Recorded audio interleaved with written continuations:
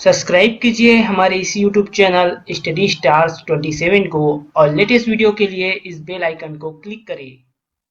Hello student, मैं दीपेश केसरवानी आपको अपने इस यूट्यूब चैनल स्टडी स्टार्स 27 में एजुकेशन संबंधित वीडियो प्रोवाइड करता हूं। देखिए, हम लोग पढ़ रहे हैं प्राचीन भारत का इतिहास। तो प्राचीन भारत के इतिहास में हमने मौर्य उत्तर काल तक का एमसीक्यू क्वेश्चन कर लिया है। आज हम देखेंगे गुप्त वंश से संबंधित एमसीक्यू टाइप का क्वेश्चन। देखिए, सभी क्वेश्चन काफी इजी भी है इसमें और इम्पोर्टेंट भी है। जनरली एसएससी और रेलवे जैसे एग्जाम में इन्हें पूछा जाता है। तो चलिए देख लेते हैं। पहला प्रश्न है, गुप्त वंश का संस्थापक कौन था? तो सिंपल से इसका आंसर हो जाएगा श्रीगुप्त।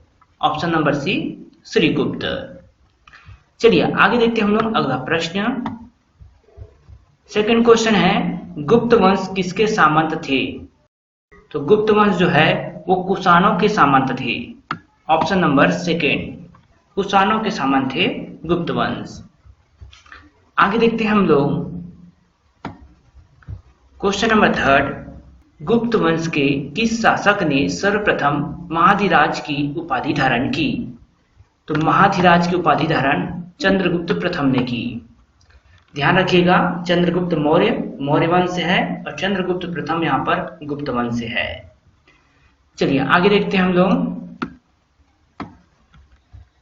क्वेश्चन नंबर 4, गुप्त शासन के दौरान निम्नलिखित में से ऐसा व्यक्ति कौन था जो एक महान खगोल विज्ञानी और गणितज्ञ था? तो आप सभी को पता ही है कि महान खगोल विज्ञानी और गणितज्ञ कौन है, तो वो है आर्यभट्ट। आर्यभट्ट थे जो कि गुप्त शासन काल के दौरान थे। आगे बढ़ते हम लोग अगले प्रश्न की तरफ। क्वेश्चन नंबर 5 है, गुप्त शासकों की सरकारी या दरबारी भाषा थी? तो गुप्त शासकों की सरकारी भाषा या दरबारी भाषा क्या थी? तो संस्कृत थी। Option number D, Sanskrit. Important प्रश्न है कि गुप्त काल के दरबारी भाषा क्या था? तो संस्कृत भाषा थी। आगे देखते हैं हम लोग अगला प्रश्न। क्वेश्चन नंबर 6 है, इतिहासकार वी.ए. स्मिथ ने किसकी विजयों से प्रभावित होकर उसे भारत का नेपोलियन कहकर पुकारा है? भारत का नेपोलियन किसे कहा जाता है? तो समुद्रगुप्त को। आप सभी को पता है, तो ऑप्शन नंबर डी इसका सही आंसर होगा। अब देखिए अगला प्रश्न। क्वेश्चन नंबर 7, गुप्त वंश का वह राजा कौन था जिसने हुनों को भारत पर आक्रमण करने से रोका था? तो इसका आंसर हो जाएगा ऑप्शन नंबर सी, स्कंदगुप्त। तो स्कंदगुप्त ने हुनों को भारत पर आक्रमण करने से रोका था। आगे देखते हैं हम लोग अगला प्रश्न। क्वेश्चन नंबर 8, गुप्त राजवंश किसके लिए प्रसिद्ध था? तो ये था कला और स्थापत्य के लिए प्रसिद्ध। काफी ज्यादा यहाँ पर स्थापत्य कार्य हुए हैं गुप्त वंश में। अगर आपने नहीं पढ़ा इसके बारे में डिटेल में, तो आप हमारे चैनल के प्लेलिस्ट में जाकर पढ़ सकते हैं। वहां पर आपको पूरा प्राचीन इतिहास पढ़ने को मिल जाएगा। हमने उसे अच्छे से डिटेल में बताया है, तो आप वहां से पढ़ सकते हैं हमारे चैनल के प्लेलिस्ट पे जाकर। फिलहाल आप यहाँ पर एमसीक्यू टाइप का क्वेश्चन पढ़ें।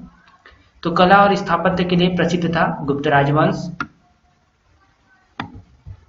क्वेश्चन नंबर 9 है, अजंता कलाकृतियां किससे संबंधित है? तो देखिए, अजंता कलाकृतियां जो है वो गुप्त काल से संबंधित है। तो चलिए आगे देखते हैं हम लोग अगला प्रश्न। क्वेश्चन नंबर 10 है, कुछ विद्वानों के अनुसार कवि कालिदास किसके राजकवि थे? तो वो थे चंद्रगुप्त द्वितीय के। इंपॉर्टेंट क्वेश्चन है कि कवि कालिदास किसके राजकवि थे? तो चंद्रगुप्त द्वितीय के, या फिर इन्हें विक्रमादित्य भी कहा जाता था, क्योंकि चंद्रगुप्त द्वितीय ने विक्रमादित्य की उपाधि धारण की थी। आगे देखते हैं हम लोग अगला प्रश्न। क्वेश्चन नंबर 11, अजंता चित्रकारी का विषय वस्तु निम्नलिखित में से किससे संबंधित है? तो ये बौद्ध धर्म से संबंधित है। ऑप्शन नंबर सेकंड, बौद्ध धर्म। अगला देखते हैं हम लोग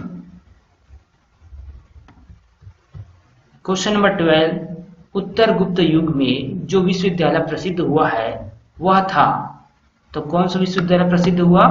नालंदा विश्वविद्यालय। ऑप्शन नंबर सी इसका आंसर होगा। अगला प्रश्न देखते हैं। क्वेश्चन नंबर 13 है, एरन अभिलेख का संबंध किस शासक से है? तो देखिए, एरन जो है भानुगुप्त की अभिलेख है, इसे आपने पढ़ा ही होगा, भानुगुप्त का एरन अभिलेख। चलिए आगे बढ़ते हम लोग। क्वेश्चन नंबर 14, फाहियान किसके शासनकाल में भारत आया था? बहुत ही महत्वपूर्ण प्रश्न है और यह आया था चंद्रगुप्त द्वितीय के शासनकाल में। फाहियान चंद्रगुप्त द्वितीय के शासनकाल में।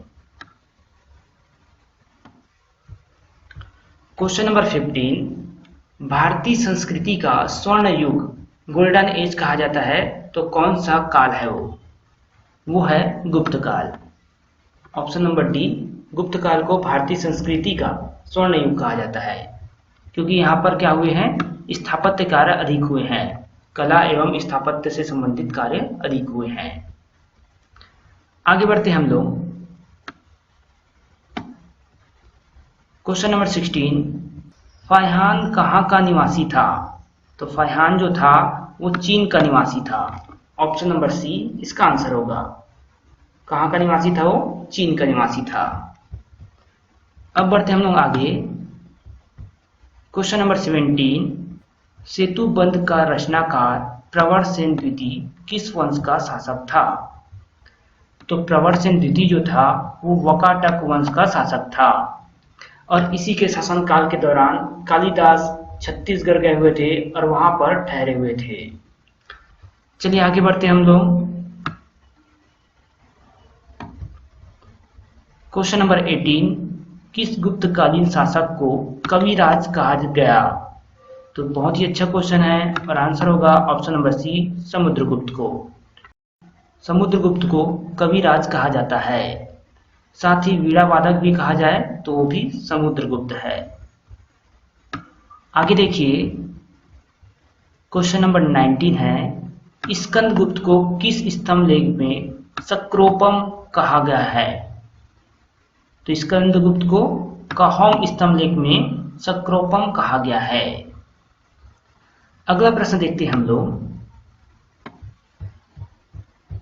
क्वेश्चन नंबर 20 है, श्रीलंका के राजा मेघवर्मन ने किस स्थान पर भगवान बुद्ध का मंदिर बनवाने के लिए समुद्रगुप्त से अनुमति मांगी थी?